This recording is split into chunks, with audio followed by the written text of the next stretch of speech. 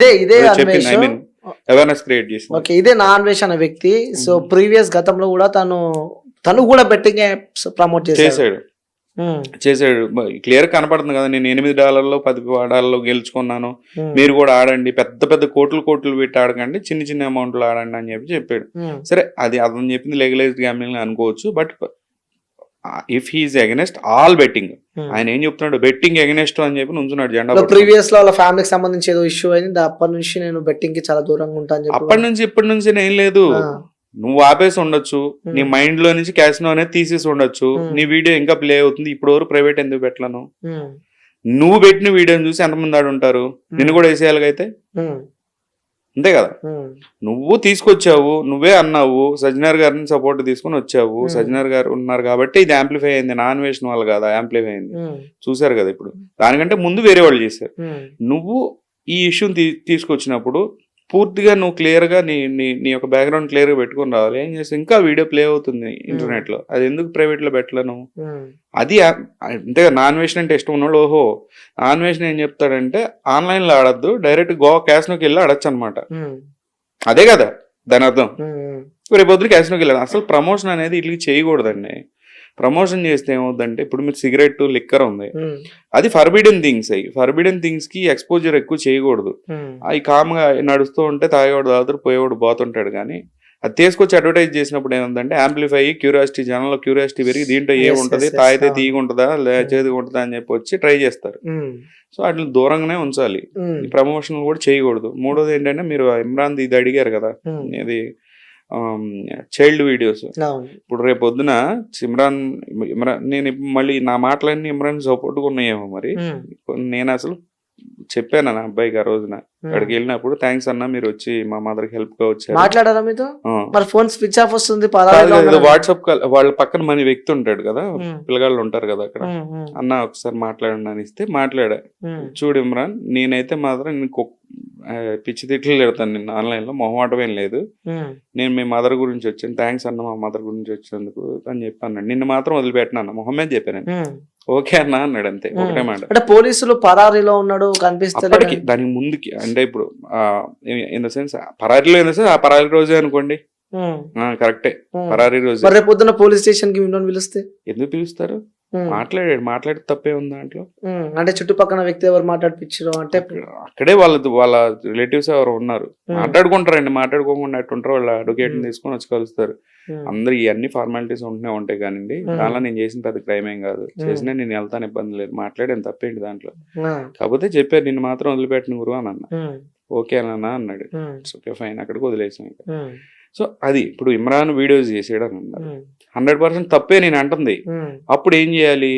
ఇమ్రాన్ ని ఈ యొక్క చైల్డ్ సరే ఫోక్సో పెడతారా ఇంకోటి పెడతారా పెట్టేసి, నాకు తెలియదు అది అప్లై అయ్యద్దో లేదో, ముందు ఇమ్రాన్ లోపల వేసేసి అట్ ద సేమ్ టైం ఈ 10 సంవత్సరాలుగా ఏ సినిమాలు వచ్చినాయో తీసి, ఆ సినిమాల్లో ఈ యొక్క పిల్లలతో ఏది ఈ యొక్క రొమాంటిక్ కైండ్ ఆఫ్ అంటే ఈ లవ్ కైండ్ ఆఫ్ సీన్లు ఏ సినిమాలు వచ్చినాయో ఆ ప్రొడ్యూసర్ని, డైరెక్టర్ని, దానిలో యాక్ట్ చేసిన హీరోల్ని మొత్తం తీసుకొచ్చి లోపల వేసేస్తే, అంటే మనకి పర్ఫెక్షన్ కావాలి, 100% పర్ఫెక్ట్ చేయాలి పని అనేది.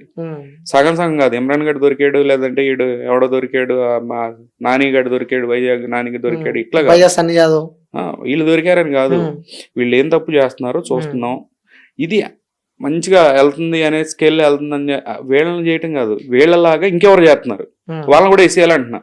ఇప్పుడు ఇమ్రాన్ గనక ఈ వీడియోలు చేసుంటే 12 సంవత్సరాలు 13 సంవత్సరాల పిల్లలతో చేసి ఉంటే 100% నాకే నచ్చలేదు ఆ విషయం. అలాంటప్పుడు టీవీలో, సినిమాల్లో ఈ జబర్దస్త్ అనే ఈ యొక్క కొన్ని ఈ యొక్క ప్రోగ్రాముల్లో ఈ వల్గారిటీ చేసే వాళ్ళు ఉన్నారు. వాళ్ళని అందరిని పార్టీ చేసి మొత్తాన్ని వేసేసే జైలు నిండిపోతాయి. చెప్తున్నా, స్టేషనరీ సరిపోదు చేయడానికి. సో ఇది మనం చేయాల్సింది ఏంటంటే, ఇప్పుడు మ్యాసివ్ లెవెల్లో ఈ యొక్క దీన్ని ఇట్లా చేయటం కాదు, ఏదైనా ఉంటే సొల్యూషన్ ఎతికేసి ఈ దరిద్రం గురించి ఎక్కువసేపు మాట్లాడుకోవడం కూడా వేస్ట్ చేస్తాం.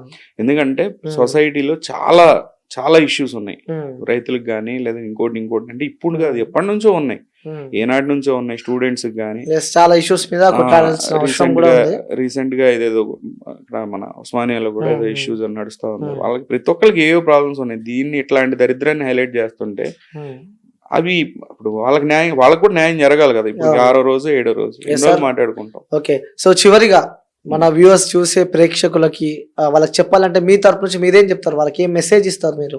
సింపుల్ అండి, గ్యాంబ్లింగ్ అనేది ఆడద్దు.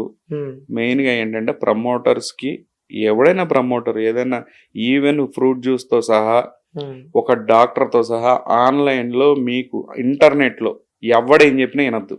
ఉమ్, రేపొద్దున ఒక డాక్టర్ వచ్చి తినమన్నా తినద్దు.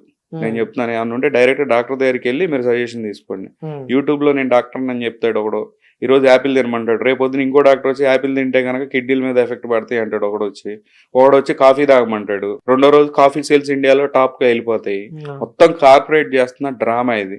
ఒకడొచ్చి ఆయిల్ రాసుకోమంటాడు, ఒకడొచ్చి నేను అసలు లేనుండని ఇంత బాగా జుట్టు వేలాడేసుకొని ఆదివాసీ హెయిర్ ఆయిల్ అని చెప్పి పట్టుకొని ఉంచుంటాడు. వాడికి ప్రమోషన్ చేసేవాడేమో సోనీ సూద్, స్పెషల్ ఫ్లైట్ వేసుకుని వెళ్తాడు, 5 కోట్లు 10 కోట్లు తీసుకుంటాడు. మరి ఏం జరుగుతుంది? స్కామ్ లాగా జరుగుతున్నాయి. సో ఆన్లైన్ లో ఏది చెప్పినా నమ్మద్దు అసలు.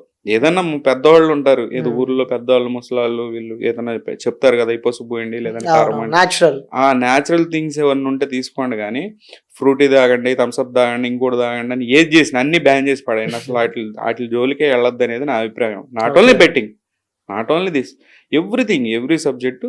క్రింజ్కి దూరంగా ఉండండి, ఈ దరిద్రాలకు దూరంగా ఉండండి. ఏదైనా కొంచెం అబ్సీన్ థింగ్స్ ఉన్నాయి అంటే బ్లాక్ చేసేసేయండి వాడిని. ఎందుకంటే మీరు చూడకపోవచ్చు, రేపొద్దు మీ పిల్లలైనా చూస్తారు ఆ ఫోన్లో ఆ అబ్సీన్ కంటెంట్ వచ్చినప్పుడు.